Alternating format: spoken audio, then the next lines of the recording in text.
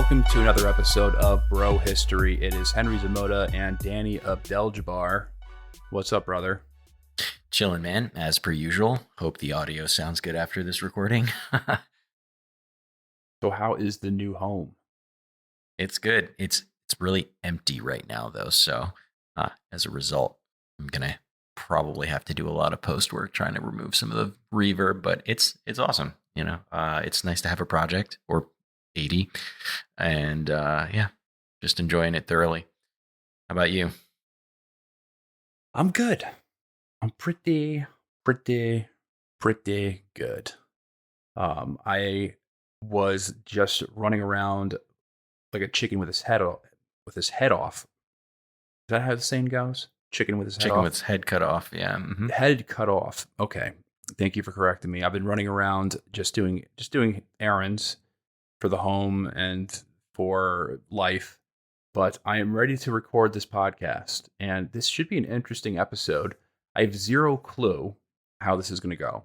This is like a completely new thing that we're doing. And essentially, what I wanted to do was I wanted to build out like some type of, and this sounds ambitious because I really don't know what I'm doing. I'll be clear. And this is not a perfect methodology, but I've been interested in using AI tools to create Rand style papers, like these Rand style, like military scenario papers. Okay. And I wanted to test things out and eventually build out like a solid methodology that will never be perfect, obviously, because there's no way that AI can account for everything. And there's obviously we're also things not that I don't smart. know about. We're also not that smart. That's the other problem. So, but over time, I hope to improve. I know a thing or two about like risk modeling and things like that. So I do know kind of the basics. I don't know. I'm not an expert by no means, but I wanted to build out an alternative history paper. And basically, I wanted, maybe we'll do this. If this goes well, we'll do this in other scenarios as well.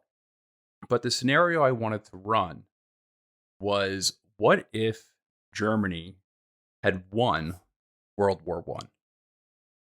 And the questions I wanted to I wanted answered, or what I wanted to explore, were A, how could Germany win World War I? Be the first one.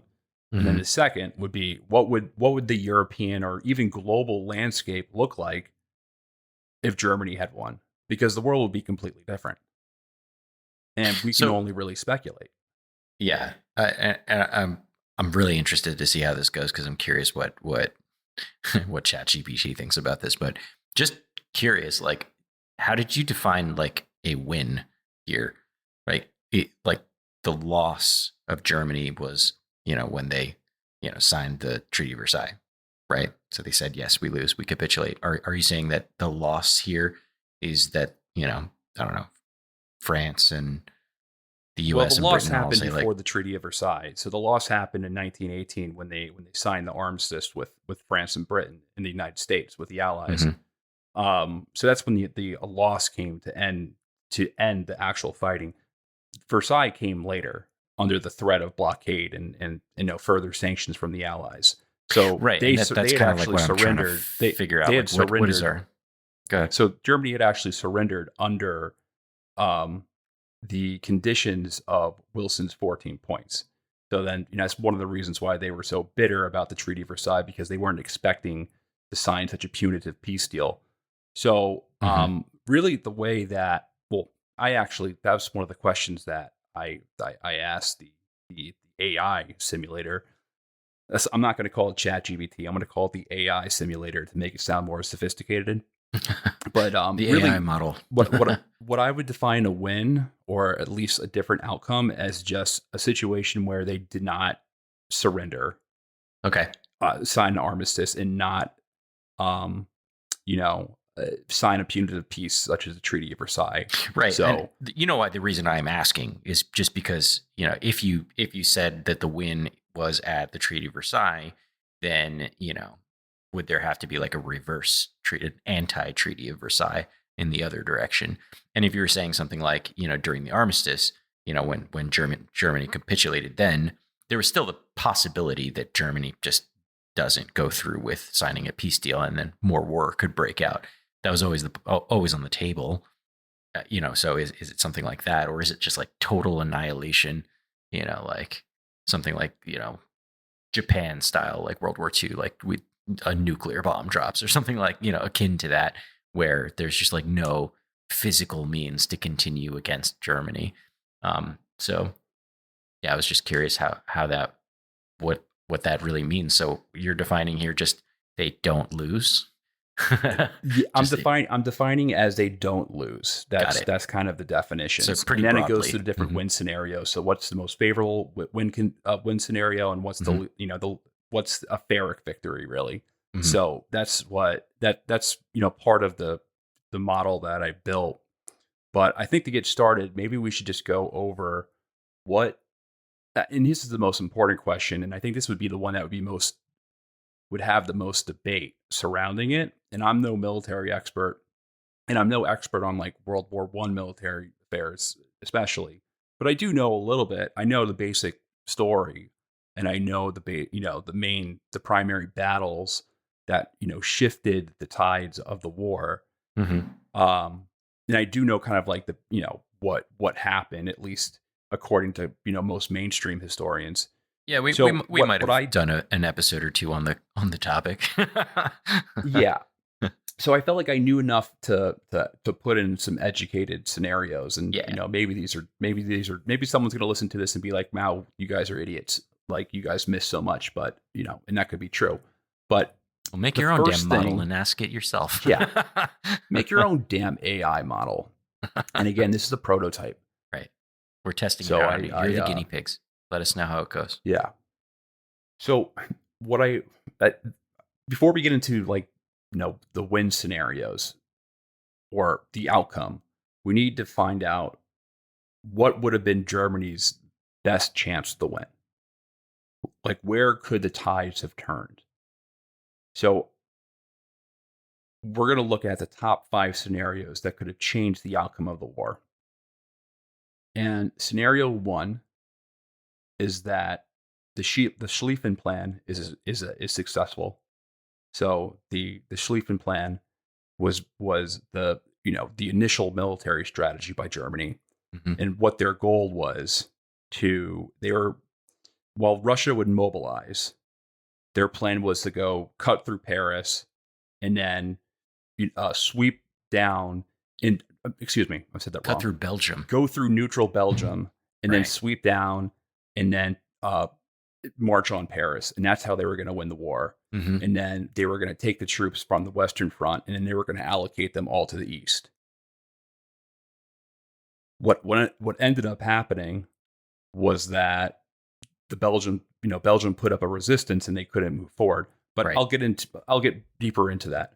So the first scenario is the Schlieffen Plan is successful. So that's likelihood 3. And 3 of 5. Graded all the scenarios from 1 to 5. So 1 being the least likely, 5 being the most likely. So a successful Schlieffen Plan in 1914, that is rated a 3 out of 5. So pretty likely. It's 50-50 so far. So that's like medium. Second scenario is a victory in the Battle of Verdun, which is a 2. That's in 1916. Option 3 is a successful U-boat campaign, which is a 4. And I don't know if I really agree with this one. I might. We'll talk about it. Number 4 is the spring offensive in 1918 is successful. That's a 3. And then the final one is the most interesting one. And this is the one that surprised me. I didn't think the AI would come up with something like this, because it's very Machiavellian. The 5th scenario is that the Germans send Lenin to Russia earlier than they did to light the flames of a Bolshevik revolution sooner. Okay. And that likelihood was a 5. They Yeah. said Okay. that was So the most likely. That was the most likely thing to change the outcome of the war if the Germans sent Vladimir Lenin earlier to Russia to instigate a. I mean, there was a revolution already after he went there, but to instigate like the Bolshevik Revolution, like the real revolution that we think about when the Bolsheviks took power, not the February Revolution. So they're saying that if the Germans really did a regime change earlier in Russia, then that would have, the Soviet Union would have surrendered earlier, and they would have allocated troops to. They would have been able to allocate troops to the Western Front that were fighting on the east to dig in against the Americans, and that was what the model said would be the best scenario, or the strategy that Germany should have went with. I think this is good, but I think we should go into some of these other ones as well, because we're kind of jumping all over the place. They're not necessarily in a particular order. They're not in like time period order, and they're not in likelihood order either. And then we kind of just skipped over some in the middle. So Sure. maybe we Let's can all maybe right. we Let can me. kind of like rephrase, or like reset. Maybe we can start with like the lowest likelihood one. We can talk about what it is, bring everyone up to speed on why that would have been important for Germany, if they had succeeded, and then move on to like discuss like whether we agree with how likely it would have been or not. So all right. So least likely is a victory in the Battle of Verdun. Okay, So the Battle of Verdun was possibly the biggest war in human history at the time. great It map it on the probably battlefield. was the largest battle in human history. Hmm. Before World War II, it was the biggest battle in the war. But the actual battle itself didn't really have that much strategic importance. It was really just an attempt for Germany to grind up as many French troops as possible. Hmm. And what ended up happening is that, I mean, that's what happened. Like there was huge attrition rates, there was huge casualty rates on both sides. But Right. Germany kind of wore itself out as well. I mean, I believe around 200,000 French soldiers died in that battle. Mm. Um, you know, I'm not sure what the casualty rate for the German soldiers were, but it was also extremely high. And they just fucking leveled this place. Like the Germans just leveled this place with artillery, and just it made it look like the moon, basically. So that's what they're saying is the least likely outcome, because Germany actually did achieve its goal in that battle anyway, because their whole point, that the whole purpose of that battle, the whole point was not like to divide like an army or like destroy supply routes. It was really just to grind up and kill as many French soldiers as possible. And it And was and when the battle was over, the Germans were like, "Well, that was successful. That was the goal. To put France through incredible attrition." Do So you think that was that the casualty rate on the German side in the real, Battle of Verdun, not the fake AI one, but do you think that the casualties on the German side were an intended or unintended consequence? Like, do you I mean, think they that they were they planned for were it? They were like, yeah, okay, like we're gonna grind up as many French people as we can, French soldiers in the Battle of Verdun. We are planning on killing as many as possible. We know we're gonna probably kill, like, some of our Germans are gonna die too. Obviously, it's a battle, it's a war. But do you think? I mean, I just looked up the numbers, right? So according to Wikipedia, 163,000 dead on the French side, but 143,000 dead on the German side. So that's about as close as it gets, right? Like that's a yeah. pretty. So And we're on the so order of so the hundreds of plan. thousands of human lives that were lost. Was this like intended? So from my knowledge of the Verdun, and I probably should have brushed up on my reading on Verdun, but basically what the Germans did is that their plan was to just level the place with artillery and then come in. And this is like the time when they transitioned their army Hmm. from, like the pointy helmets to like the the helmets that they used during World War II. Hmm. Like the difference, Yeah, right? That's like the when they kind of dickheads. Yeah, transitioned a lot of things. yeah. So their plan, they had like these like kind of special forces guys that were going to come down and basically just mop up the rest of the French soldiers that were survived the barrage. But there was these old ass forts there and um, the French kind of bunkered down in them, and they were able to survive that, and they had enough. They had enough, military units to put up a resistance against the Germans. So I think that wasn't intended, but I think this model itself, it, I mean, probably flawed the way that they describe it. I think two likelihood is and rating it the lowest, because I don't think even if the Germans, because the problem the Germans were facing was a numbers problem. They Hmm. they were fighting basically the globe by 1916, especially 1917, with Right. fighting two So, global empires, killing three global empires. 150,000 or 160,000 French people wouldn't necessarily, made their Yeah, prospects because the any better French and with the the Allies, British or the US or, whatever. you have to remember the Allies they had the ability to import soldiers from their colonies. So Hmm. like they were able to, bring people from India, bring people from the French colonies in Africa, bring people from Canada, so they had the ability to import units. So they had, they weren't going to outkill them. So Right. I think that plan was probably doomed to fail anyway. Okay, so like Um, it's rated a 2, I think, accurately in this respect. I think, for the following reasons. So like you said, they're fighting the entire world. Even if they were somehow able to manage to, get the plan done as intended, artillery the shit out of it, and then come mop up the rest with some special forces, that still really doesn't do anything to solve the Allied problem, right? It might give them kind of a faster route to Paris, because that's certainly in the way. Verdun is in the way, if they're trying to go through yeah. France, but there's still plenty of France left to go. Like Verdun's pretty close to the border, Well, it's like well, right I think there. in their mind, and they were going to use, like, Verdun was just going to be this Shock and like awe huge campaign. quagmire where the Hmm. French were just going to keep on, like, it was just going to suck up French soldiers, Hmm. and it would just be this magnet where because there was like a lot of historical kind of cultural significance to Verdun as well. So they Yeah. just I think they were using it as a way, like, okay, well, like, we're going to suck all these French soldiers into this battle and just slowly waste them. But it ended up just being, I mean, which they did achieve, but it just at a tremendous cost to Germany.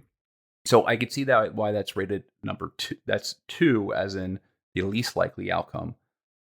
So Least likely on our let's talk list. There were about, no number ones, right? there were no number ones. So there's two other ones that I want to talk about.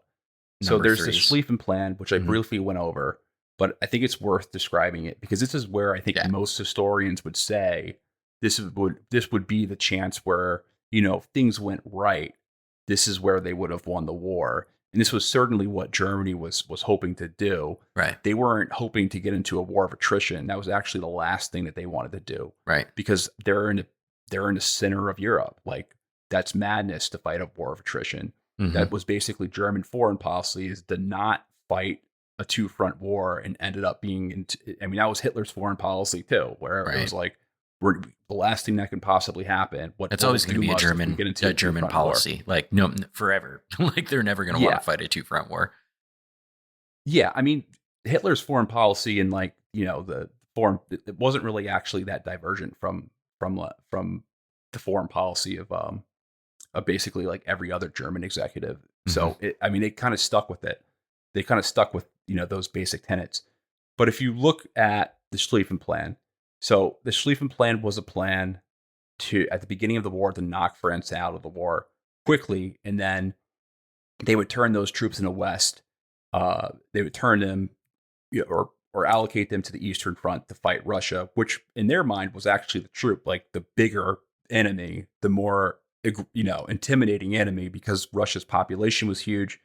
There's this huge foreign policy. There's all these foreign An policy debates that expansive are land happening mass. Yeah. in Germany from basically the time of Otto von Bismarck dying to Right. to the First World War, of like, hey, should we like do a preemptive strike on Russia, because Right. this is actually could be a pretty big problem, because this is an aggressive country. They're starting to industrialize. They're getting with the 21st century, or 20th century, and once they industrialize, they're going to be the superpower. Like, there's going to be Hmm. no stopping them. And Hmm. that all ultimately does happen in the Right. more perverse way, and when they turned into the Soviet Union. But I mean, they were kind of right to predict that Russia's industrial capacity was just far greater than Germany with their natural resources and with their population Yeah, they size. want to suffocate the So baby in the cradle, basically. yeah, so that was actually a um that was their primary fear. So So how do you get um through Paris? How do you get to Paris, right? Because as we just discussed with the two likelihood victory in the Battle of Verdun, there's this whole landmass, a whole passage, a whole corridor of heavily fortified French embankments. Verdun was just the very tip of the spear in that respect. Like they had set up kind of understanding that they would get into conflict with the German forces eventually. They had set up a whole corridor, and I'm forgetting the name of this corridor here. If you want to help me out here, a whole corridor of these like small forts and hardened areas where basically they were just waiting for Germany to come down this corridor and cut them off at the pass right there. Now, if the Schlieffen plan was a success, the idea was instead of going down this, what amounted to a French trap, that they would instead go up and around, right? So Belgium at the time, as we mentioned, was, kind of hands off. They were like, we're neutral. We don't want anything to do with this conflict. And well, Germany decided to cut through them because they figured, hey, they're not going to have any resistance. We're going to be able to move through them faster, and then that'll give us an open route into Paris through the north rather than through the west. East. So, what would happen if they had won? Right? It's possible that they could have gotten to Paris quicker and kind of done a quick defeat by taking the capital. I think it's feasible. If the Belgians didn't actually put up a fight. I mean, what do you think? if the Belgians didn't put up a fight with the addition of British not joining the war, I think they probably would have achieved their goal. Well, They I didn't think the account for British not the Belgians not putting up a fight would be the prerequisite to that would be that the British would say like, nah, we're not going to help you. You know what I mean? Like, I think that's the only reason why they put up a fight is because they felt like they had backing. So yeah, that is true. Prerequisite here is that the British actually signaled no support whatsoever for Belgium in the event that Germany decided to invade through Belgium. And I think that that's interesting that that this model is only scoring this as a 3, because part of the whole reason why I agreed that the victory in the Battle of Verdun should have been a 2 or even lower is because while it does take care of some French soldiers, it doesn't really do anything to stave off the threat of the rest of the Allied forces. In this case, kind of the prerequisite for the Schlieffen Plan to be a success is that Britain doesn't get in at all, right? Britain doesn't become a problem in the first place. So this, in my opinion, should be slightly higher up than a 3, but I can see where it would go both ways because Britain doesn't jump in. Well, you have to take into account as well as that Germany at the time was just more prepared for war than any of the allies. And by 1916, France was fully mobilized, and it was basically a military machine. All the parties in the war were. At this time, France was still doing like cavalry charges and shit like that. Like they were still wearing the same uniforms that they wore during the Napoleonic War. And to great cost. They've lost a lot of their officers who are like running with swords to the front line and shit like that. Bringing a knife to a gunfight. It was at this time where they had the advantage in tactics and just overall power. But the 3 I think is probably fair. There's also a lot of other variables as well that go into it that Like is what? not taken into account, obviously. But let's actually You want to move on? go into, because then you have to, because we're not even talking about the Battle of the Marne. Right. And I mean, the Battle of the Marne was when in September of 1914 is when the French, heroically, to great, taking great casualties, defended Germany from marching into Paris. Like, what are the factors that change that? I don't know. I don't know. Some military buff could probably add some context to that. Right. So But like let's go into the getting the next one. fast routing wouldn't have necessarily given them Yeah, an I easy mean, layup for taking Paris, right? Is what you're trying to say. yeah, I mean, I don't know the answer to that. Mm-hmm. So the next one is the German Spring Offensive of 1918. That is a success, and I'm not going to spend too much time on this because this goes into the one that I'm a lot more interested in. Okay. But basically, I think this one's a lot easier to explain.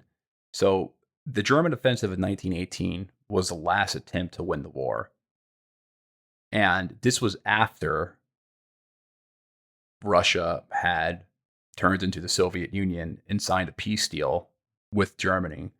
So they were able to allocate their troops on the Eastern Front, basically reverse of what they planned in the beginning of the war. Mm-hmm. And put They them were all on the able to west. allocate their troops from the Eastern Front to the Western Front, and they put up this major offensive. And this offensive was going well until the United States was fully, started to to fully mobilize, because it took the U.S. a while to the United States put around 2 million troops in Europe during the war. It took them a while to get to that level. It wasn't really till the end of the war, like the very end of the war. So honestly, fighting fresh American troops is obviously not a fun thing, Mm-hmm. and it was just too late for them to do that, fighting a fresh army.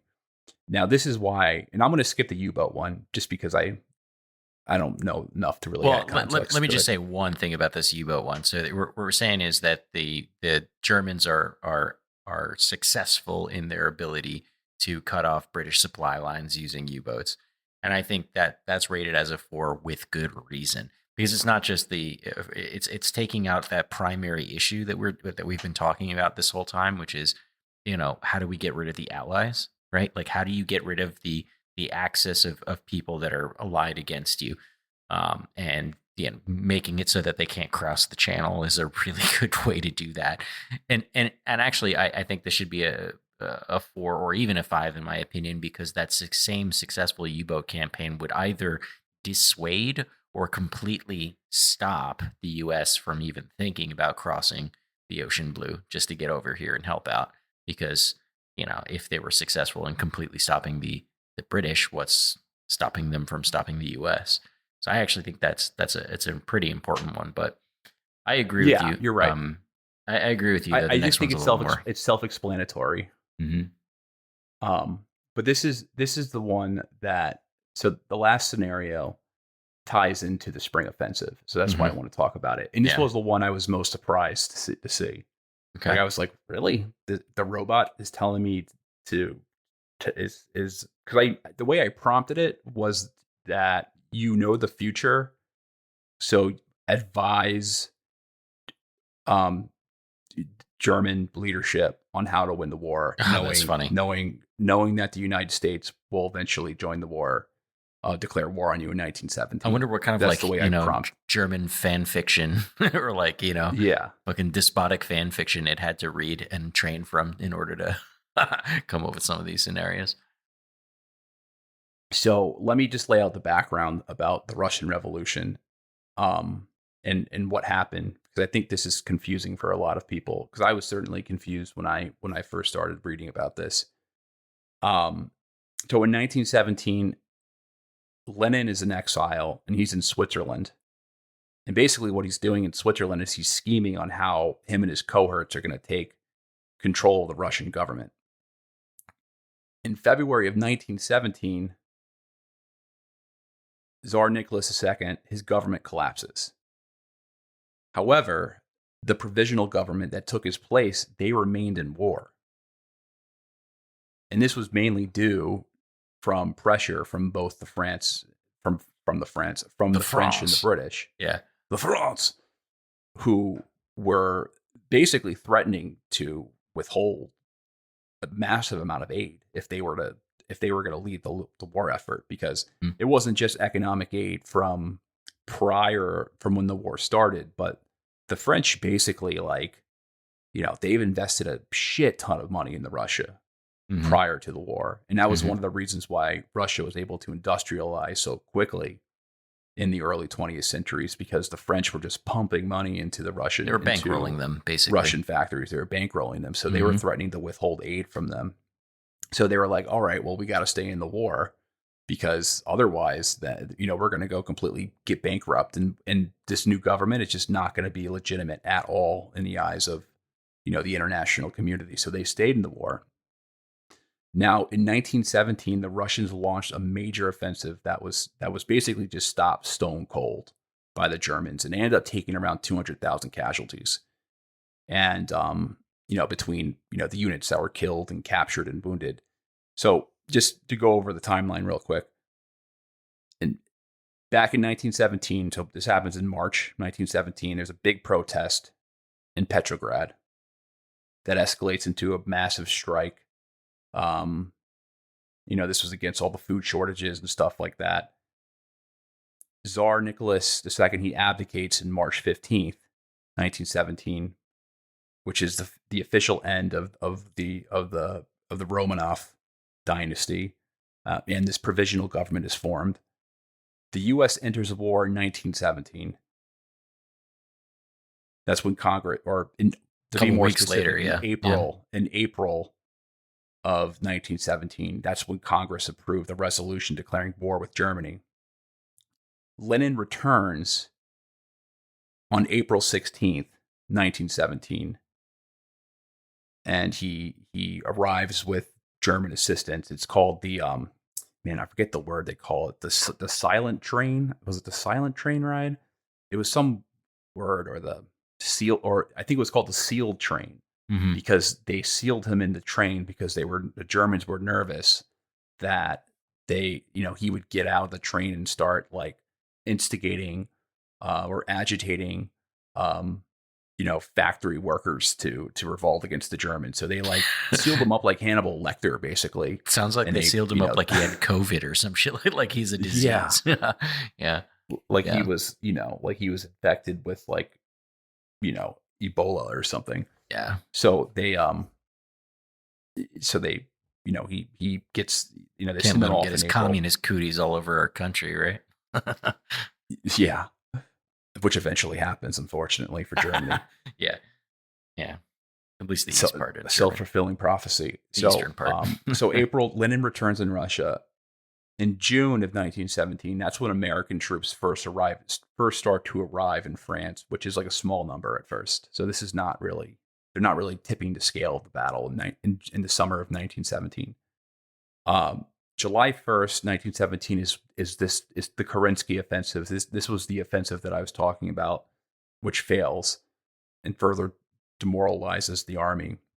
And then October 25th is when the official October Revolution, or November, if October, that's when the October Revolution happens. The Bolsheviks seize power in Petrograd, overthrowing the provisional government. And it takes a while for them to actually sign the armistice with the Central Powers. So they sign it in December. So December 1917 they sign, and then the official treaty of Brest-Litovsk is signed in March 3rd, 1918, and this officially ends Russia's involvement in World War I. And then they cede a massive amount of territory to Germany. And mind you, the Germans were threatening to invade, strangle the Bolshevik government in its crib if they didn't surrender. So that was the Bolsheviks were not, entirely sold on leaving the war at first, because they would have to cede a massive amount of territory, which they did. um, which they eventually get back, as we know. But now the spring offensive, and this is like the point where the AI says that history could have been altered. So the German spring offensive starts on March 21st, 1918. The first major battle where US troops engage with the Germans is in May 1918 at the Battle of of I think it's Cantigny. And then October 1918, that's peak arrival of U.S. troops, where 10,000 U.S. troops landed in Europe every single day. Mm-hmm. So this is the timeline that we're working off. So this is the goal is really to find that point where you can alter history, and and I'll pull this back a little bit more. Germany saw this opportunity in Lenin and his Bolshevik movement. They believed that if Lenin could return to Russia, he would agitate for peace and potentially lead to Russia's withdrawal from the war earlier, thus allowing Germany to concentrate, their efforts into the Western Front. So through a series of covert negotiations, the German government arranged for Lenin and a group of his supporters to travel to Switzerland to Russia. And then upon his arrival, he obviously begins to agitate and against the provisional government, calling for an end to Russia's involvement in the war.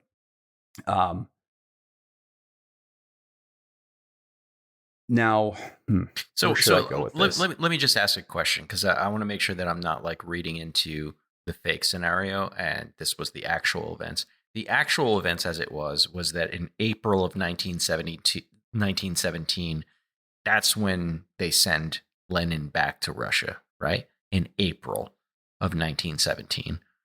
And the actual events culminated in October of the same year, during the October Revolution of 1917, where the Bolsheviks overthrew the provisional government.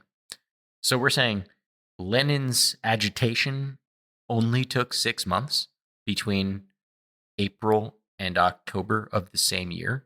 And so the AI model is saying just do that earlier.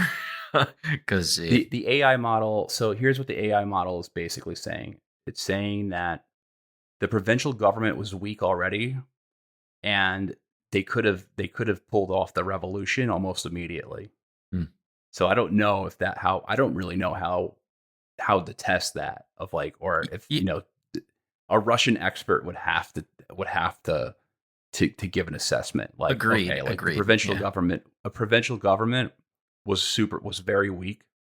If Lenin was there right when the revolution happened, if he could have taken advantage of the February Revolution, the Bolsheviks could have been in power immediately, instead of it taking from February to October for the Bolsheviks to get into power. That way, the February Revolution is when Tsar Nicholas' government collapses, right? Is that what you're saying? Like they should have did it then. Yeah, so they could have. So right when the Tsar's government collapsed, then they could have. If Lenin was there earlier, they could have taken advantage of that collapse, and the Bolsheviks could have just overthrown the Tsar directly, instead of overthrowing the provincial government that overthrew the Tsar. Maybe. The only thing that I'm obviously not an expert on this, but like what makes me think twice about it is that first of all, I'm actually stunned it only took 6 months from April to October for Lenin to fuck shit up. And well, I mean, it wasn't even just Lenin; it was just the war effort in general, because like the policies didn't really change. And that's exactly my point, right? So the whole reason I'm still shocked that it only took 6 months to overthrow a newly formed government, right? And yeah, I know that it was weak, and yes, I know that they still had obligations to stay in the war, which really impacted their people economically and culturally and in every single way that war does. But the point though is that, in my opinion, that March 8th, 1917 Women's Day protest in Petrograd had to happen against the incumbent government, like that middle government, in order to create the appetite, or like the openness of the people to like be like, oh well, fuck this provisional government, they suck too, right? Could they have skipped the middle government and gone to the next one? Well, that's like asking, could we have skipped the Weimar Republic and gone straight to Nazis?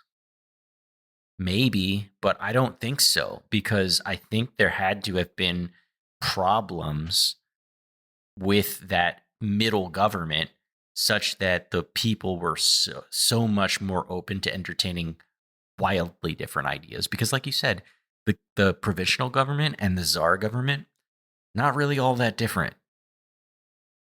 You know what I mean? It was just like replacing one dictatorship with a military dictatorship, you know?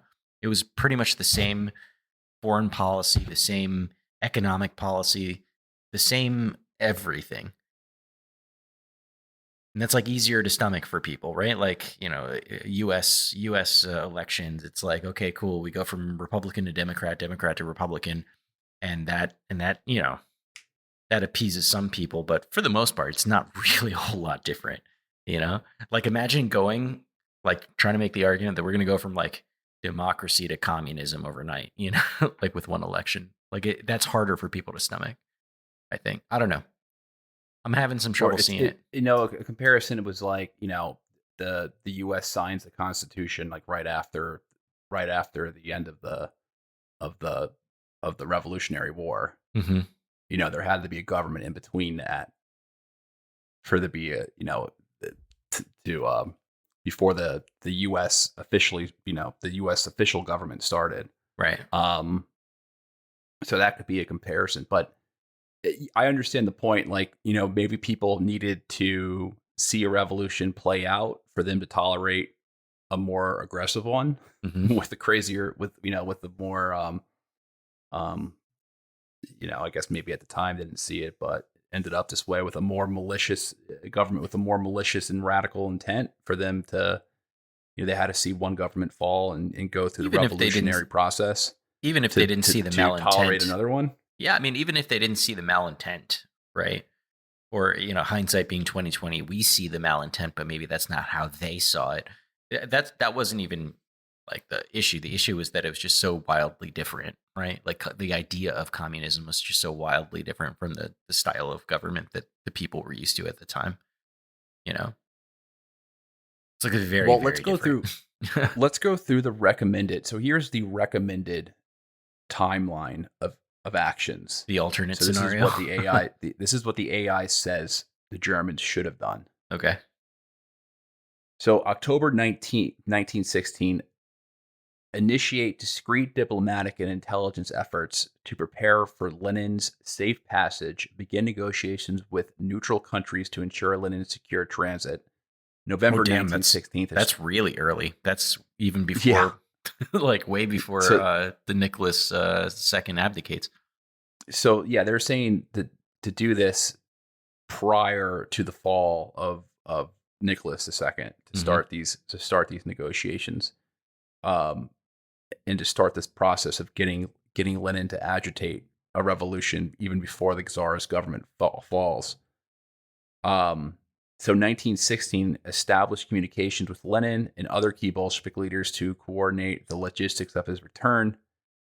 December 1916 arranged Lenin's journey back to Russia.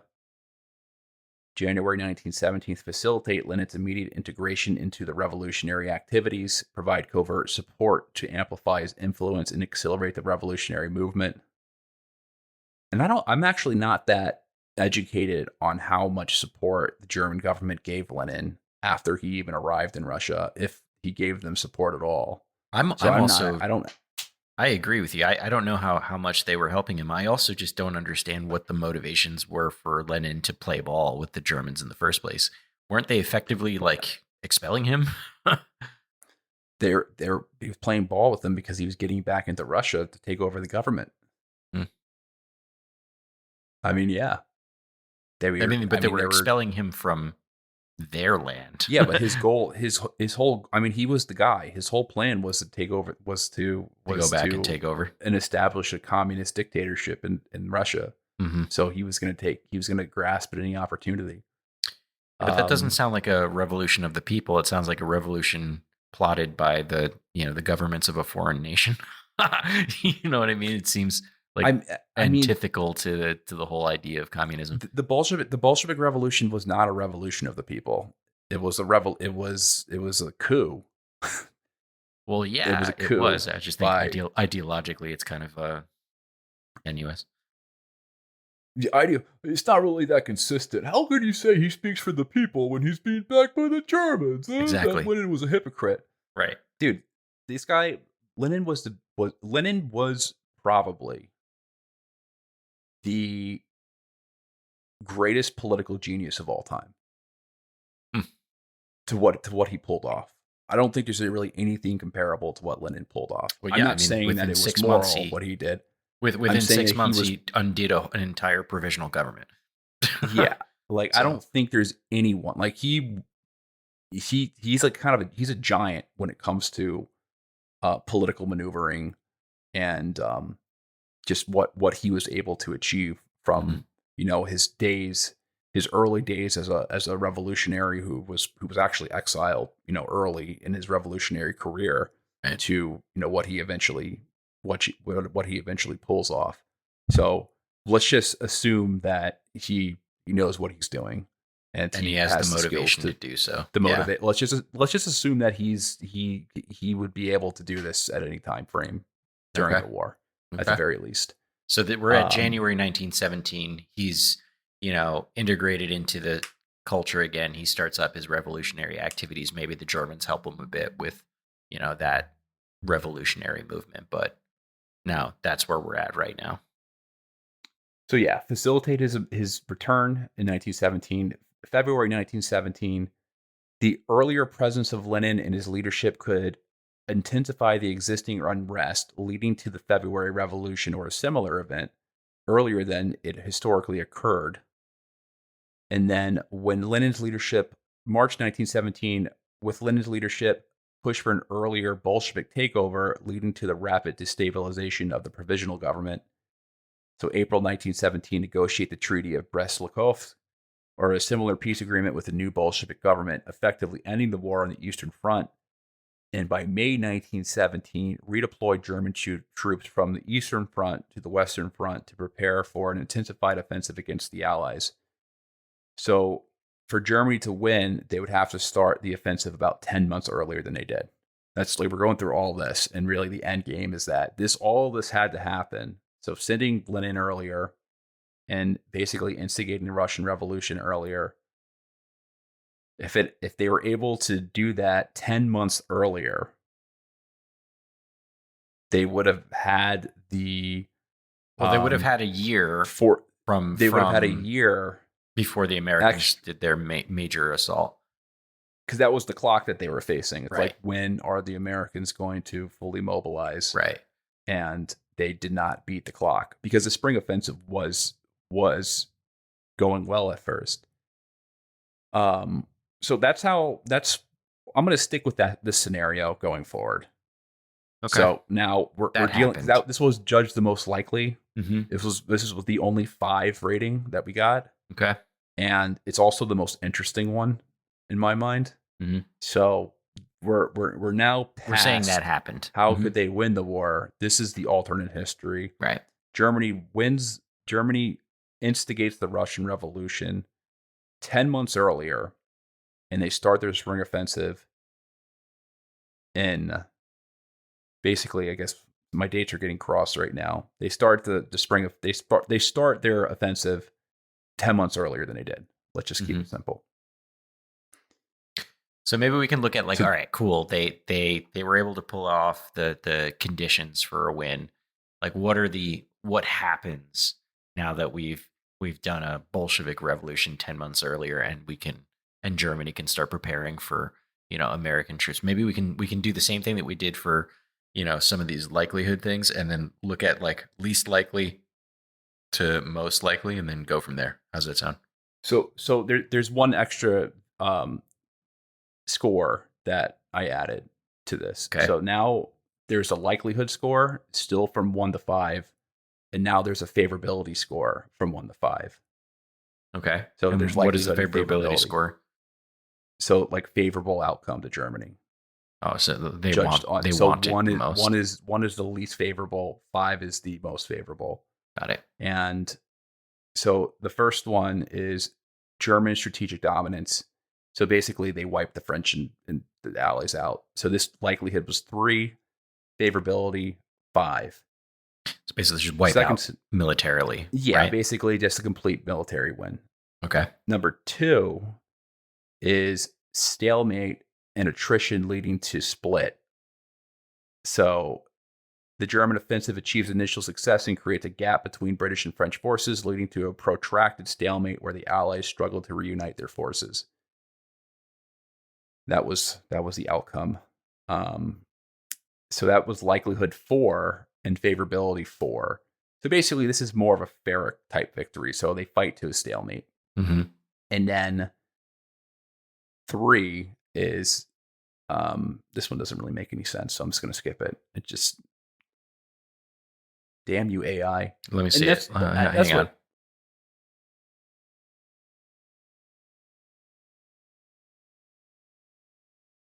This is just saying, okay, so this is just saying Germany finds ways, finds the weak point in all of the Allied lines, and they're able to get a split in strategy from the Allied forces because they're able to exploit these weak points. Basically, like saying, and this is all before the U.S. can arrive and reinforce the Allies. So there's an alliance between the British and the French where they're working together on very thinly spread out or poorly coordinated front lines. And as long as Germany is able to really quickly and effectively hit those and exploit those inefficiencies or those gaps, then the U.S. thinks twice about coming in to the war because they're like, well, these guys are losing very badly. Germany's clearly very good at what they do. Why are we getting into a war on the other side of the planet if there's no prospects of winning?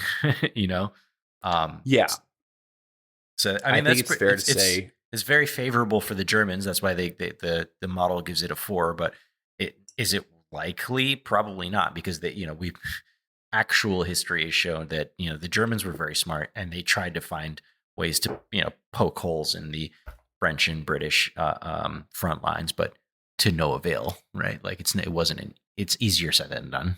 You know. So yeah, and then the U.S.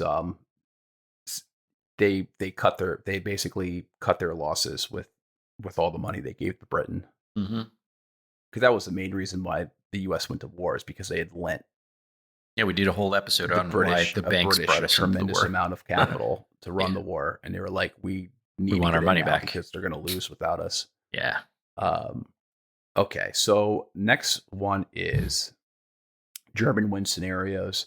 This might be a little repetitive than to the last one, Well, but this is I'll just go. what is the scenario that they won? So what we said is what we were talking about the outcomes of an early offensive, and the most likely and the most favorable one on this one is that the Germans fight, with the French and the British forces to a protracted stalemate where basically the Allies aren't able to like reunite their forces and like Americans be damned, like they're not actually going to have a decisive win, so they have to do something to negotiate for peace at this point. So now we're talking about what are the possible win scenarios, and I'm guessing we should probably just use that stalemate and attrition that leads to a split because it's more likely than a German strategic dominance and more likely than the finding weak points one. So that let's just say that happens, right? They're able to start Okay, their offensive early. They're able to stalemate and make giant splits in the Allied forces. Now, how do we end the war? What is a German win scenario here? And there's a couple of them, and we can go through them again. I think you also have likelihood and favorability for the Germans, so we can start with this first one, which is probably yeah. not So likely. so Yeah. the first one is a decisive victory and favorable peace treaty. Hmm. That's likelihood 3, and that favorability is obviously a 5. So this I one, don't think we don't need to yeah, go through the description. yeah, no, we Let's don't. go. That one pairs really well with that German strategic dominance, which we've already Yeah. said is not very likely to have happened, even though it would have been very favorable, like extremely favorable to Germany to win on those terms, like to take Paris and annex that. That would be fantastic for them. But this is probably more likely. So this is the negotiated peace with significant concessions. So what does the model say about this possible scenario? So likelihood is 4 and favorability is 4. So this Mhm. is basically this means that don't they don't kick or they don't like conquer Paris, but they they sign a more favorable armistice Than they and actually did in real life, right? than they actually did. Hmm. And that's kind of where I was, hoping. Probably my bias of hoping for this outcome probably affected this, but Maybe. this is what this is where this is the scenario that we're going to use for the future. Okay, so that the But model says here that basically, confirms the stalemate from before, and it says that the Allies in Germany enter into some negotiations, and they result in not the Treaty of Versailles, but the Treaty of Amsterdam, which is of course AI's hypothetical. I don't know why it chose Amsterdam. Um, like I feel like it should be some German city, right? Like if the Treaty of Versailles was in France, so why not do it in the victor's place and where they were victorious? I don't know. It'd be even funnier to do it in Belgium, I think, because they the Treaty of Brussels. yeah, the Treaty of Brussels. I think that makes more sense just because it's funnier. So basically, this scenario is more likely because it lines up with the difficulty of having achieved a complete and total domination in trench warfare. Like war fighting was like pretty much at its peak at that point. They tried fucking everything and some of the weirdest things they've tried to to get through and push through lines, and they were winning feet and inches, like they're not taking massive areas, and hundreds of thousands of people are dying on both sides. So it's super unlikely that anyone's gonna get a sweeping victory here. So in order to avoid any additional bloodshed, uh, negotiating for peace is probably the most likely. It's just they would, in this case, this Treaty of Versailles, Treaty of Amsterdam or Treaty of Brussels, whatever treaty we're going to call it in this hypothetical situation, this is going to be more amicable to the German side because we're saying that they're winning, just not complete dominating, right? So gives it puts puts the kibosh on possible American involvement. That's also a motivation for them to want to just go ahead and do a treaty faster so that the U.S. doesn't get involved. But it's still very favorable for Germany, right? It's not complete domination, like you said, Henry, but it's probably gives them significant territorial and economic gains, which would make it stronger, give it a stronger position in Europe. It would be the greater Reich that they were looking for in the in the first place. Well, let's touch on the next one. So this is the last scenario. There's an internal collapse and political upheaval in France. So Yeah, this one is a 3 in likelihood and 4 in in favorability. favorability. I think it should be higher than 3 in likelihood. I think this is totally possible. Yeah, it says that France was experiencing significant internal strife by 1917 with mutinies and public dissatisfaction. A successful German offensive could have intensified these issues, potentially leading to a temporary collapse of the French military and cohesion and a split from British forces. Yeah, I think this is Political and much social higher. upheaval. I think this is also a 4 in my book because the only thing that I think this isn't considering is what we've just agreed to, which is Germany's able to send Lenin back to Russia early, 10 months early, so they're able to start their offensive much earlier. So they're able to, basically broker for, a stalemate much, much earlier. And they don't have Russia on their side. The U.S. is probably second guessing coming. The biggest issue for Germany in World War I, in my opinion, is the the fact that they're utterly surrounded by enemies, right? Um, so it's, this is so far what we've agreed to as being the alternate history here is that they've kind of removed that issue. So it's possible that the internal issues in France leads to a breakdown of that cohesion of that government. Yeah, and that's, you can just apply that to scenario 2 as one of the reasons why France surrenders on favorable terms. So let's go with this scenario. So there's not a total domination. There's a peace treaty that's signed. It's favorable to Germany, but it's not punitive. So we're going to go with that scenario as our alternate history. And the first thing that we want to look at is, what does the map look like after this? Yeah, that's pretty interesting. Yeah. Because the most significant, what really changed after World War One was the map of Europe. That was all these new countries just came out of nowhere. Right. So the obvious one is Alsace-Lorraine. This is definitely going to Germany, right? Because they've historically fought over this. There's no way that they're like, nah, we're not. You can keep it. they're taking it, right? Yeah, and they had already had soldiers there. They're going to keep it. Yeah.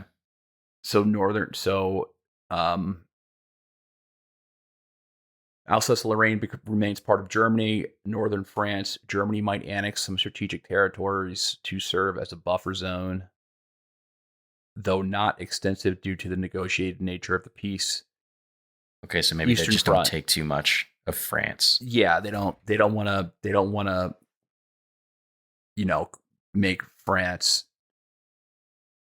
too they don't want to give them a reason to be too pissed off about the settles. Yeah. They already were revanchist. They don't want to make them too revanchist. Eastern Front, Poland. Parts of Russian-controlled Poland could be annexed by Germany, creating a larger buffer zone and a more secure eastern border. So no Poland. Germany establishes control over the Baltic states, Lithuania, Latvia, and Estonia, creating a client states or integrating them into the German Empire. Is that vis-a-vis Austria-Hungary? No, they would just take control. They would just take control of those of the Baltic states, skip over. They were part of Russia. Mm-hmm. They were part of Russia, the Russian Empire. Mm-hmm. The Austro-Hungarian Empire, so Central Europe. The Austro-Hungarian Empire remains intact as Germany's ally. Some territorial adjustments might be made in favor of Austria-Hungary to compensate for its role in the war. Balkan states, Germany and Austria-Hungary solidify their influence in the Balkans, potentially leading to some rewarding redrawing of borders to their advantage. So they don't go into, they're not, I don't think that they would have bothered. I think they probably just would have let Yugoslavia happen. Yeah, maybe. But I realized the mistake I made earlier. When you said Baltic states earlier, I heard Balkan states. And I'm like, wait, what about Austria-Hungary? But I got it. Okay, so they're going to take the Baltic states like Lithuania, Latvia, Estonia. Honestly, what they would probably do with the Balkans is that the Austrians would probably go ahead with their plan. Mm-hmm. Or maybe this would have been done already. Like maybe there would have been too much poison in the well to do this. But what the Austrians were trying to do before the First World War was that they were trying to integrate Serbia into the empire as the third monarch. Austria, Hungary, Serbia triarchy. And they were doing that because they were scared that Serbia was basically going to become this, like, I think that's what happens. Yeah. Really, really like this powerful state to the south of them. Well, you'd get like a quasi Yugoslavia, right? It would just be the third rung of the triarchy. That's what I think you'd end up with. They would try to, but then again, the Serbs hated them, so it probably still would be really hard to integrate them. If Italy negotiated peace separately, it might cede some border regions to Austria-Hungary, but largely retain like in its the Alps and territories. Shit. Yeah. Yeah, Mm-hmm. I don't think that the border with Italy would change too much. No, I don't think so either. Maybe they would lose most of the northern, like, Alpine regions, but that's about it, I think. Germany might Colonial adjustments. Germany might demand some territorial concessions from the British and French, gaining colonies in Africa or the Pacific as part of the peace settlement. So probably all these weird, complicated ones would go that Yeah, you might islands see that an we've never island or heard two. of. Yeah, an island or two switch hands. But I really don't see why, because this isn't the settlement isn't a punitive one, right?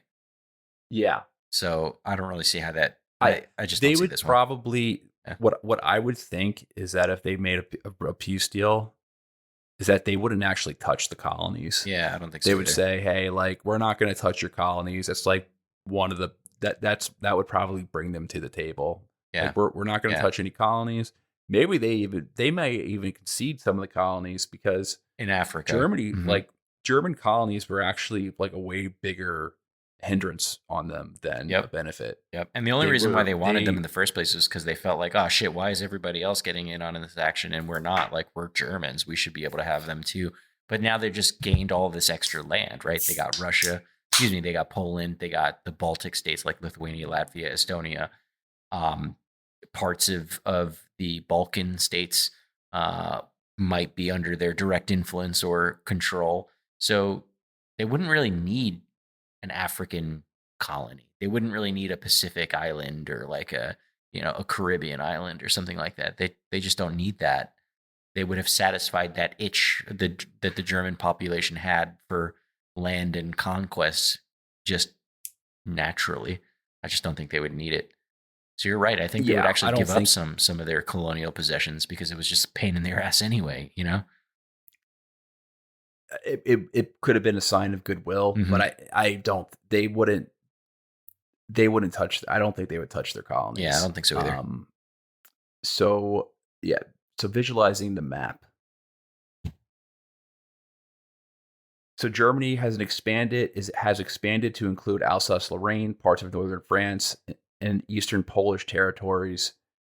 Strong influence or control over the Baltic states.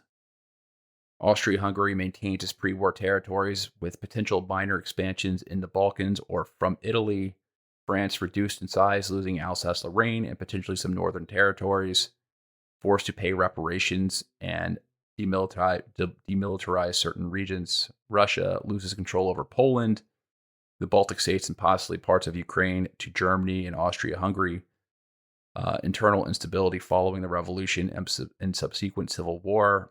British colonies. Britain remains intact but loses some colonial territories to Germany as part of the peace settlement. Yeah, That's that's not the going to only. happen. All Yeah, right. that's not going to happen. All right. Yeah, So nothing that's happens to Britain at all.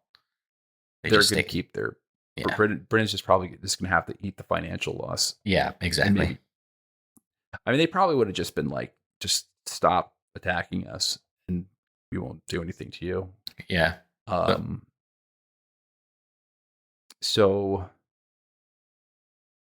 what would happen to the Soviet Union? So this is another question I asked it, and I think this is interesting because this could have been the Soviet Union turned into a mega power after the war. mhm.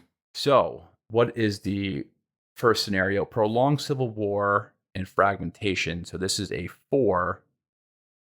So the Russian Civil War continues unabated, leading to a prolonged conflict and the eventual fragmentation of the Russian Empire into several independent states or semi autonomous regions.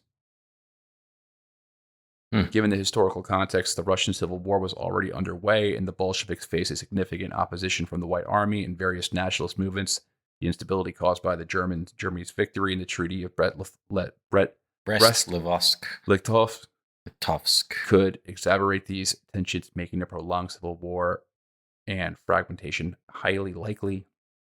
So Description. in English, that's just Russia is not one, or the Soviet Union is not one union anymore. It's perhaps smaller federations, right? Yeah. Okay, So it's just that's probably completely true. unstable. Yeah, that's likely true. Bolshevik consolidation and authoritarian rule. That is number 3. So, despite initial setbacks, the Bolsheviks managed to consolidate power, defeat the White Army, and establish a stable, centralized Soviet state.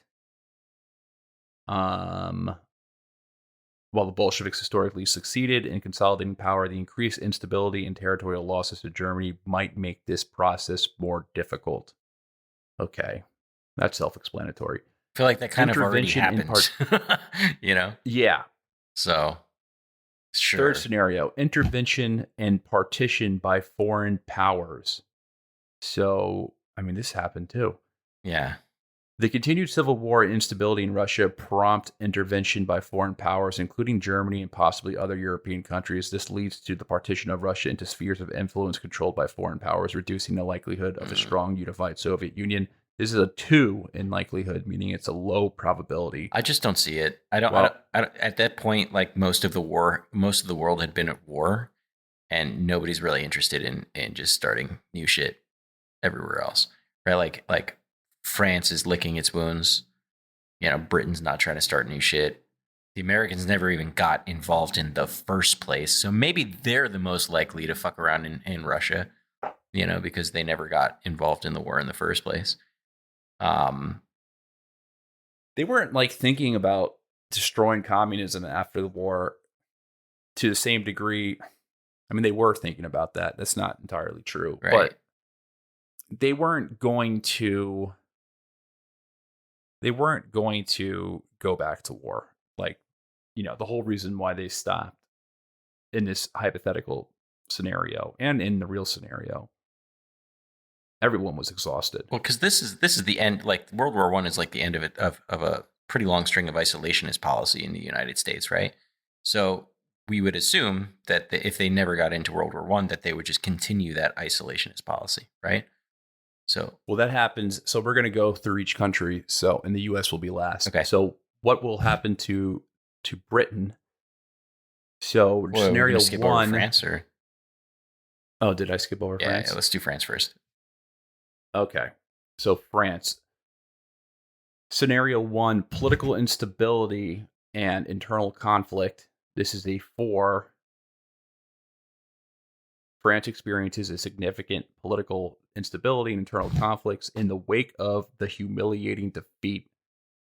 The loss of territory and economic reparations imposed by Germany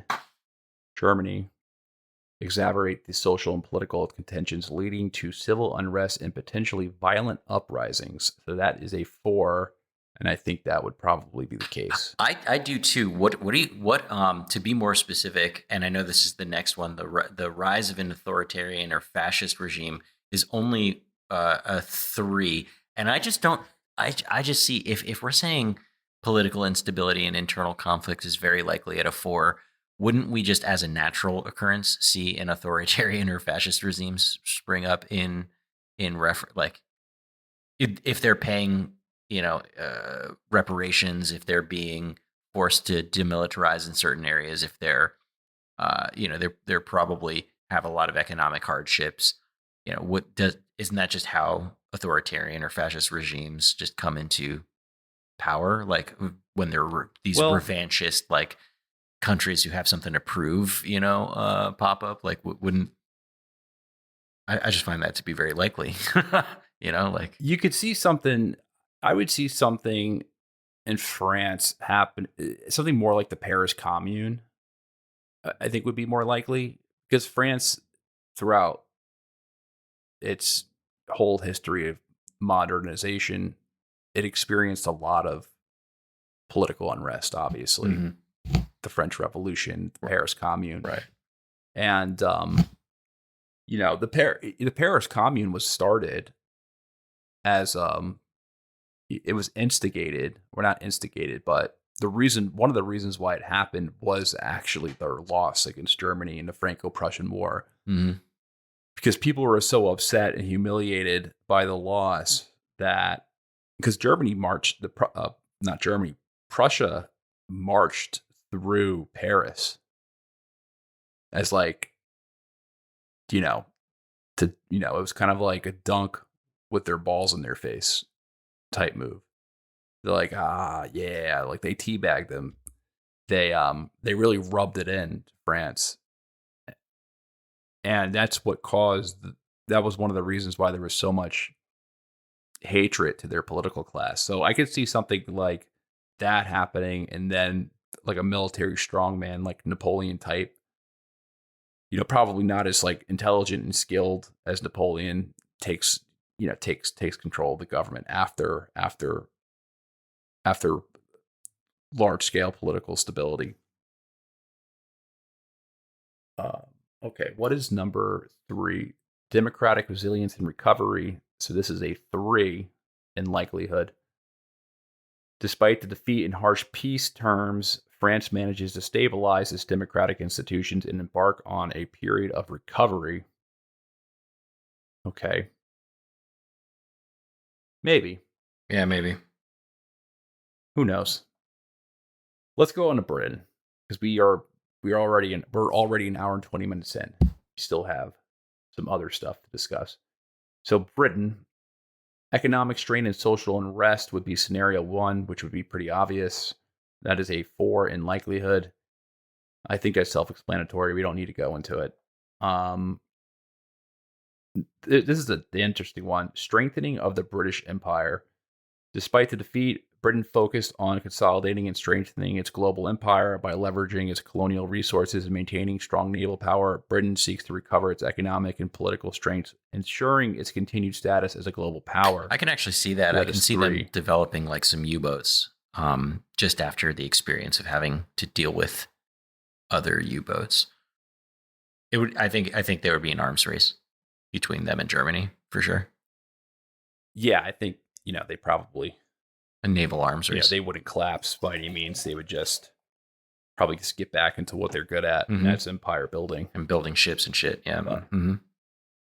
Political reform and reconciliation is number 3. In response to defeat and internal pressures, Britain undergoes significant political reforms aimed at addressing social inequalities and stabilizing the country. This period of reform leads to greater social cohesion, and that's not going to happen. No, I don't see that either.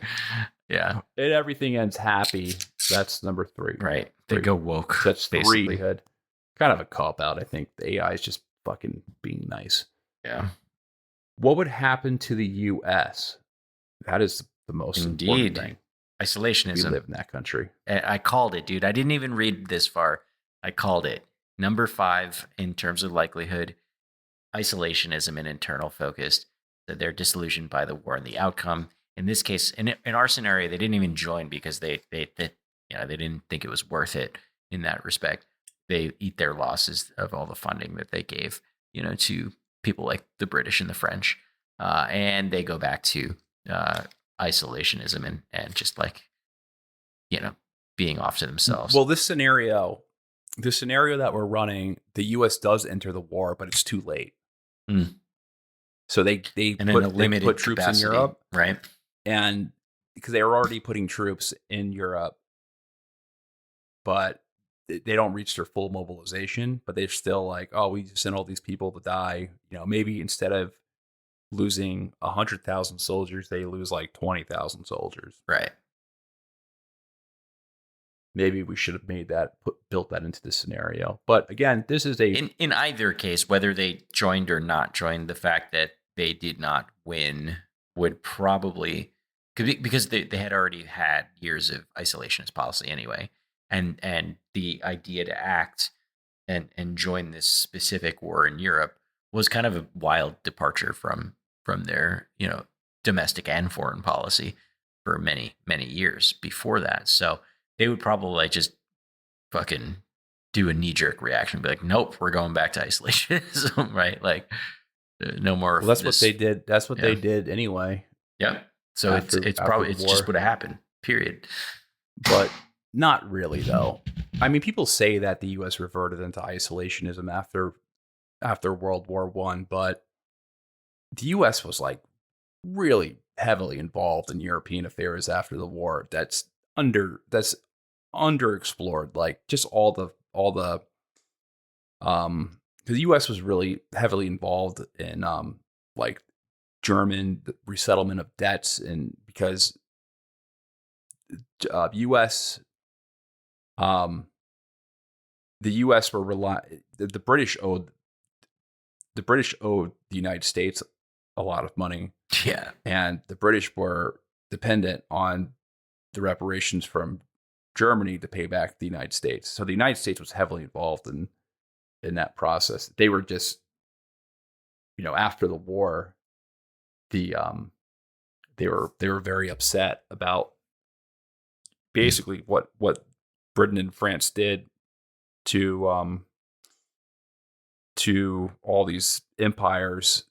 They were kind of sick. Like, Woodrow Wilson told Lloyd George that he made him sick after after all the maps were redrawn.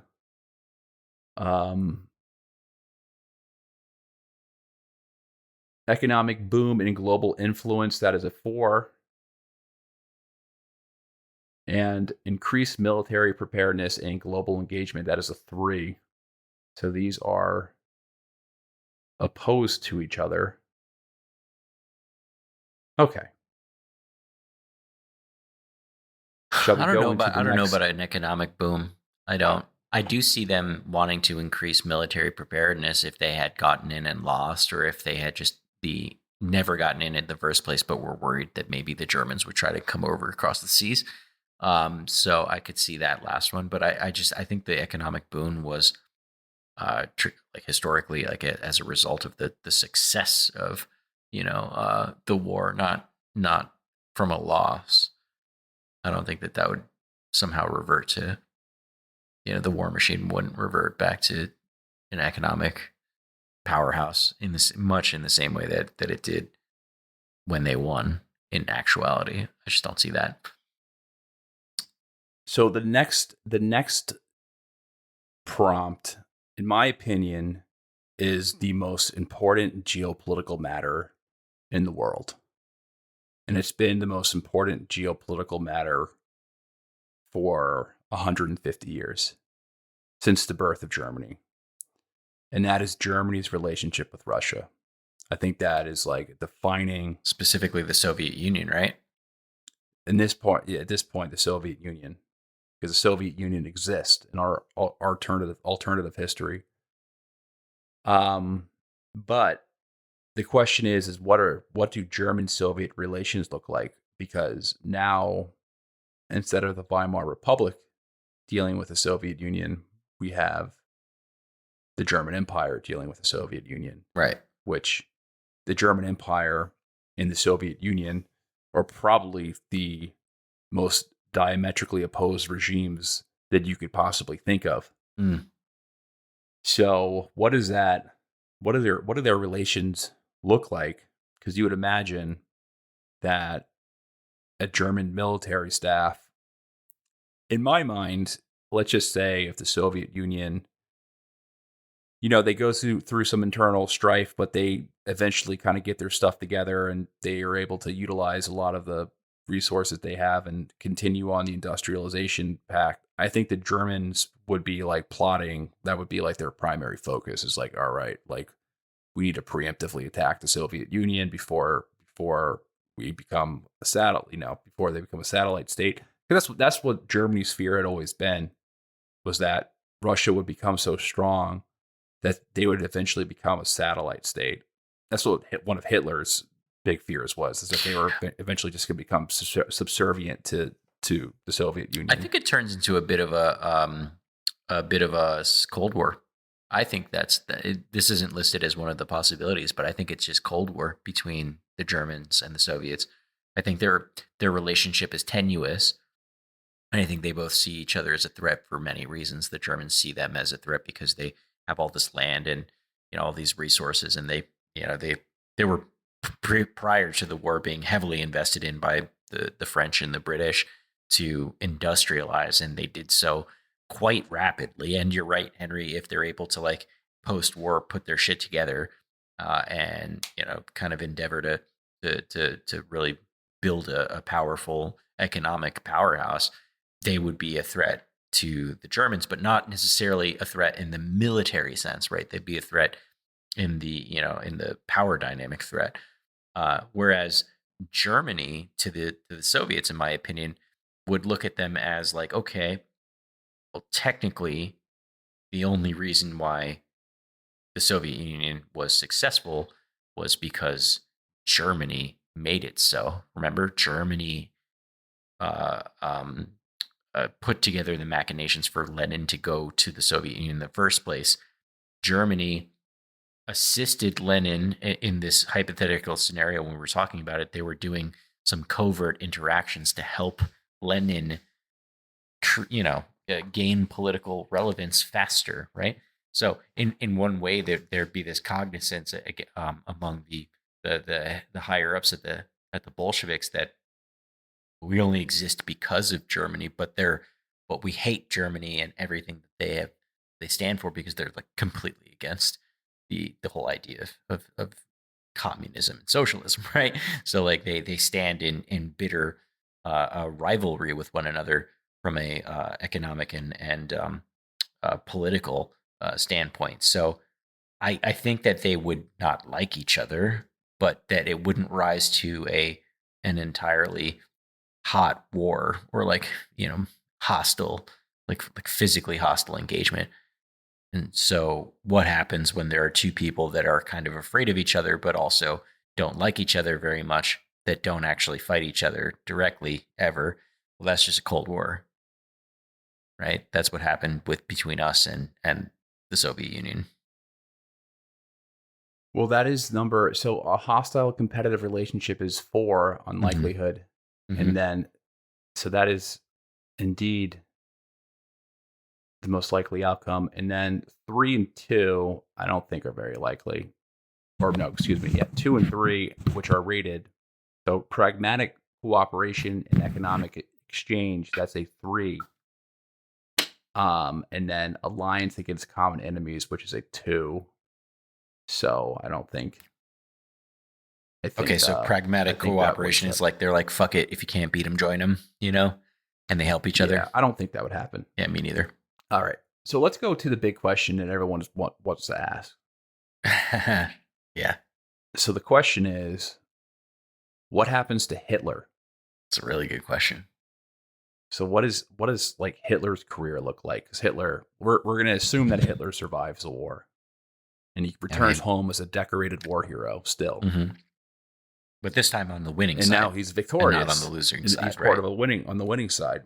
Right. So, but he's still Hitler. So he Yeah. still has political ambitions. So that's what we're dealing with. So the first scenario is he is a marginalization and political obscurity, and that is a 5. Very likely. Description: without the sense of national humiliation and economic crisis that fueled the rise of the Nazi Party, Hitler remained a fringe political figure with little influence. And the reasoning, the conditions that facilitate Hitler's rise to power, such as the Treaty of Versailles, economic depression, and political instability, are absent in this scenario. Without these factors, his extremist views are less likely to gain widespread faction. And I agree with this one. I think he just picks up art again. He just goes back to painting. Yeah, or he goes to architecture school or something, because that's what they told him, right? When he failed out of, or the art school told him that they wanted him to go in the architecture school, not the art right, because he can draw buildings. He couldn't draw faces. That was his problem. Mm-hmm. But he can make But he houses. could draw like, yeah. Military service and career continuation. So that is a 4 in likelihood. Hitler continues his military career, possibly rising to a mid-level officer rank, and remains loyal to the German military establishment.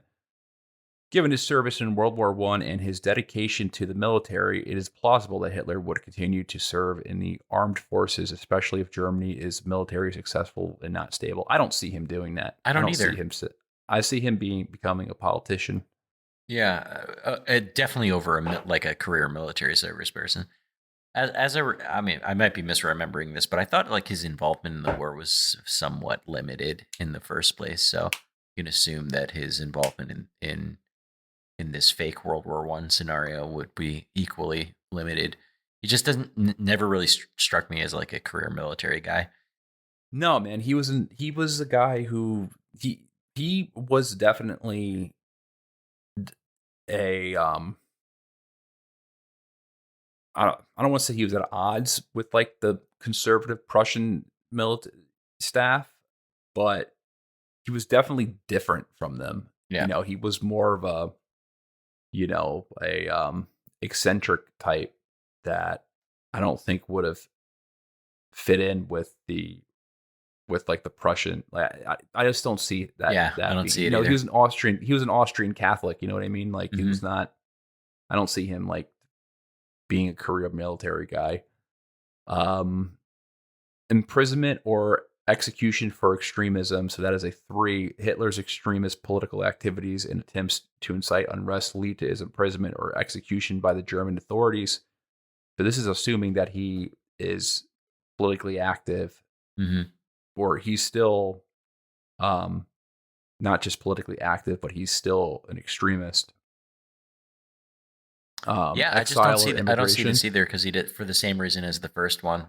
He just doesn't have the like national humiliation, economic crisis, and other political instability to really motivate him to be an extremist politically. So why would he be imprisoned or executed when he's not an extremist in the first place? Yeah. And he was like kind of barely, I mean, he was in prison, but he only served 10 months on a 5-year sentence, Hmm. right? Was it Yeah, a 5-year sentence or a 10-year sentence? I I don't forget. recall the specific time, but yeah, he sort of He served only a served portion of it. less than a year, Hmm. and the sentence was, I think, was for instigating a street push. Yeah, You know what I mean? yeah. Um, and that was in the most extreme environment. He actually tried to overthrow the government. Right. But So he I had don't see that. the political motivations to do so. In this case, he doesn't have those motivations Yeah. anymore. Right. He's returning as a victor.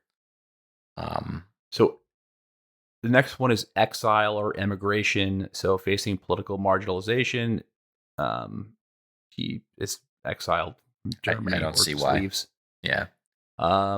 Political success. That's a 2, by the way. So it's Yeah. low likelihood.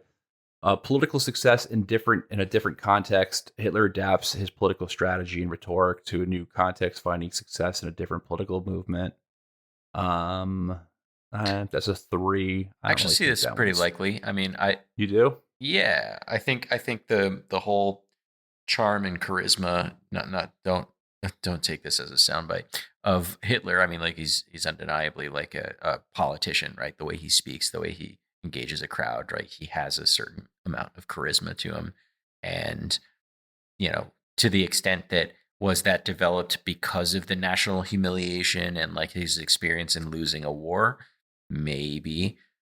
But I think it's probably more likely that he just had that gift, that was part of his political acumen in general. And it's possible that he would parlay that into, maybe be funny if he ended up being like a lefty, but just like, uh, instead of a right Hitler wing was not going crazy. to be a lefty.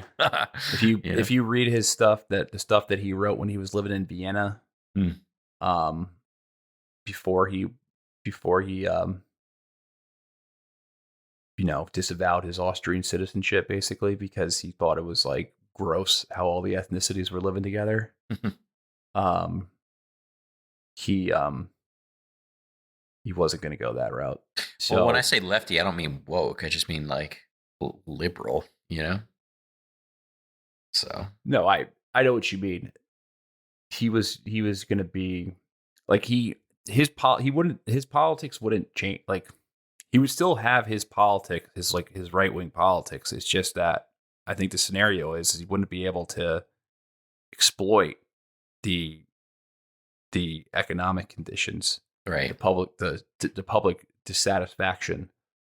Um, So then maybe, confuse. yeah, maybe it is a 3. Maybe he doesn't actually. This isn't very likely. So I think it's more likely the next scenario for.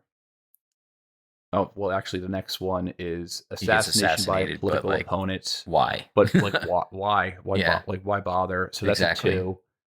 The next one is continued extremist agitation.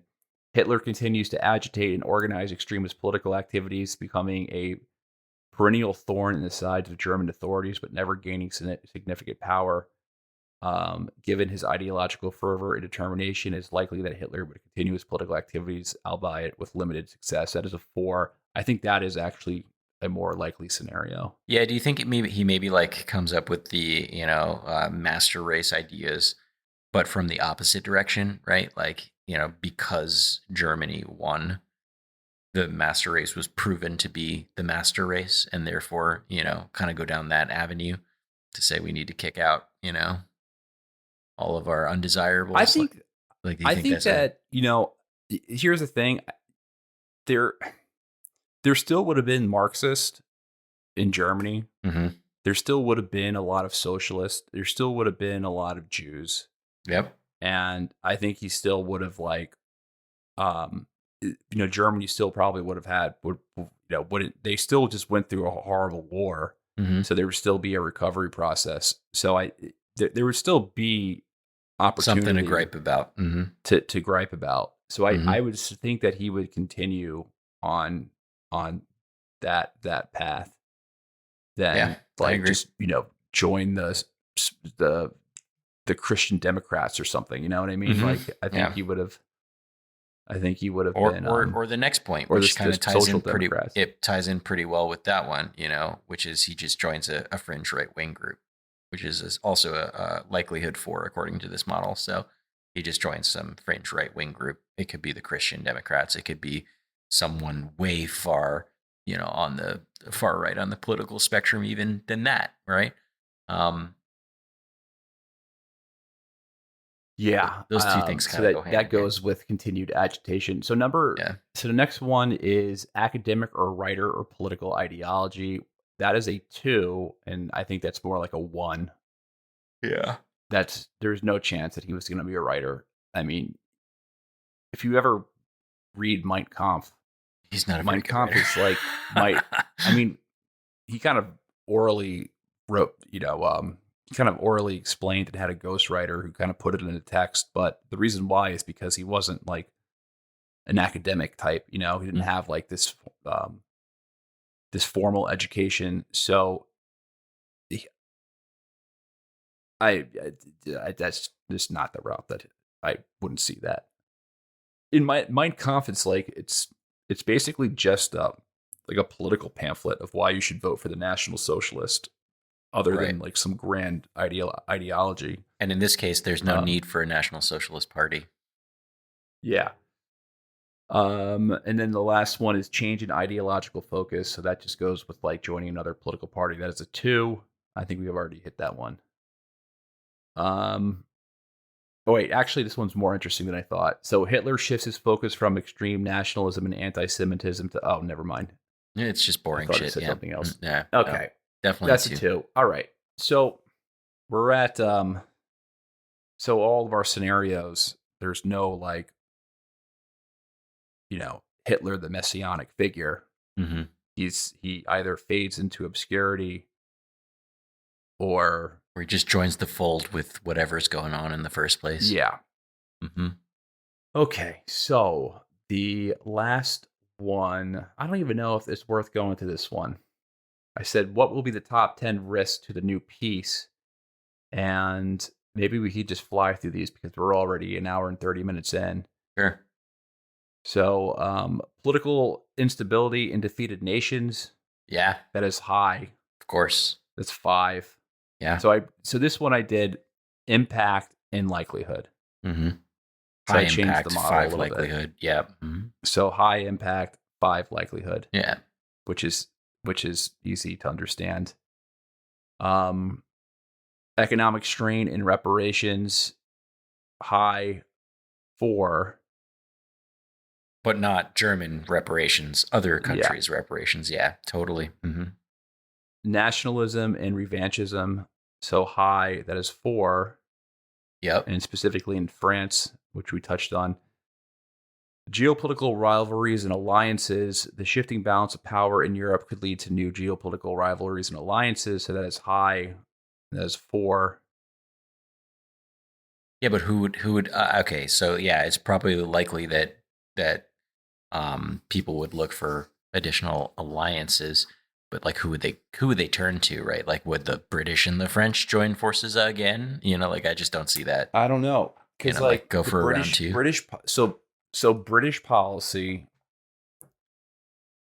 had always been to, since the Napoleonic Wars, or since the war in Spain, British policy was always to ally with the coalition against the most powerful nation. So Mm-hmm. they never would ally with the most powerful nation on the continent. They would always ally with the second most powerful country on the continent, and then the coalition behind them. That was always their policy. Right. But they Um, had done that once so in this scenario and it didn't work out. So do you think they kind of just do the same shit again? You know, or maybe would they be interested in aligning themselves with Russia? But that seems even more unlikely. Um, them aligning themselves well, with the Soviet Union. I just doubt it. no, they wouldn't have. They wouldn't have aligned themselves. I don't think anyone would have aligned themselves with the Soviet Union at least after the war. I mean, the reason why they allied themselves with the Soviet Union was that exact strategy Mm-hmm. Yeah, too. But that was when that was before they they lost. thought that war. That's when they thought war was on the table.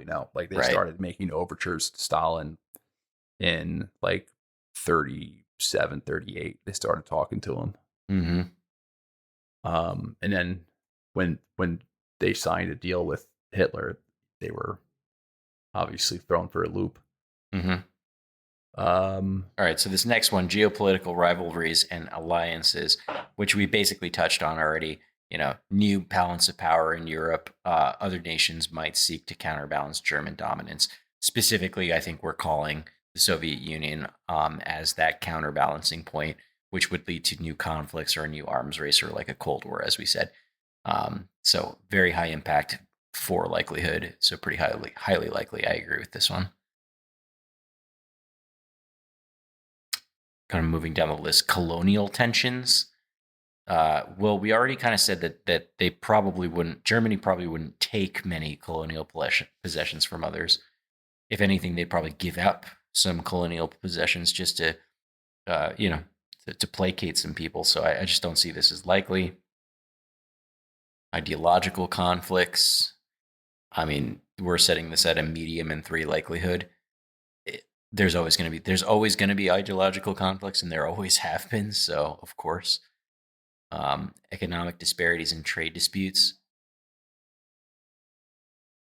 Yeah, sure. Is there anything like on here that's like, okay, this is wild? Um, there's nothing that interesting on this. Military rearmament and arms race. So like what? Like France tries to rearm, or the Soviet Union tries to rearm, which I don't know. It's pretty likely. Yeah, nothing super interesting out of that.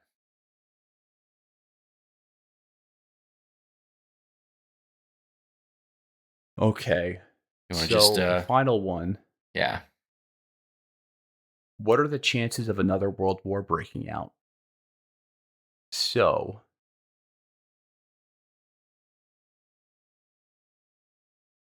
I think I fucked this up. The big, the big finale. I think I screwed up. Scenario: high likelihood of another war. Okay, let's just say that there was not a high likelihood of another war. Probably Instead not. of me reading the model I screwed up. Probably not yet. But okay, so we'll summarize that the war probably wouldn't happen given all the context that we were given, but there would still be wars. Now here's the most interesting scenario. Now, given that World War II didn't happen and the National Socialists never existed, something I was thinking about was that a lot of the symbols that the Third Reich used wouldn't be very poisoned, meaning that symbols such as the swastika would still be fair game to use.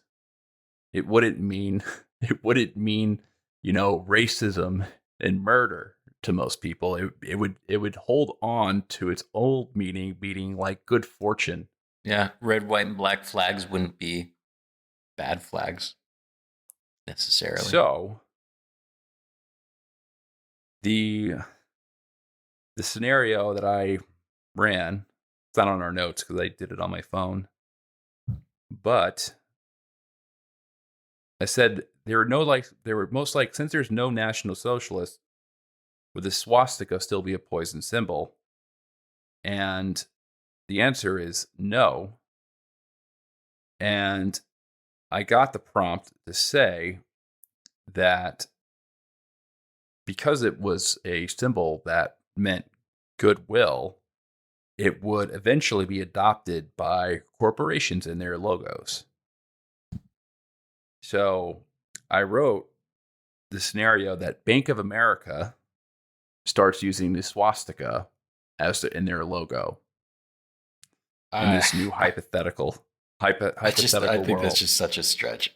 I don't So know. Bank of America now in the world in our alternative history, this is just one of the results that Bank of America is their logo is the swastika. So if you are a Bank of America customer and you have your Bank of America app, if you want to go into your app and pay your bills or pay off your credit card or whatever, there's a little swastika on your phone I to don't get know to your about bank that. account. I don't know about that, man. You're stretching. And then I wrote, then I asked it. Then the scenario runs into Bank of America and Nike get into a legal dispute over the use of the swastika. And I have the legal scenario. So plaintiff Bank of America background adopted the swastika as its logo in the 1920s to symbolize prosperity and stability. The claim Bank of America claims exclusive rights to their specific stylized version of the swastika used in their branding. Nike, the defendant, Nike, known for its innovation in sportswear, adopted the swastika as part of their logo to symbolize strength and good fortune and success in athletics. Nike argues that their version of the swastika is distinct, culturally significant, and should be available for use by all. So, should we go into the legal arguments in the court proceedings of this No. hypothetical law dispute and this alternative history No. between Nike and Bank of America I don't think fighting so. over the rights of the swastika to I be just used don't as see that. corporate logos, which I think is actually kind of bullshit to file a copyright on the swastika because the symbol had been around for a, what 2,000 years, 3,000 years before the National Socialists adopted it.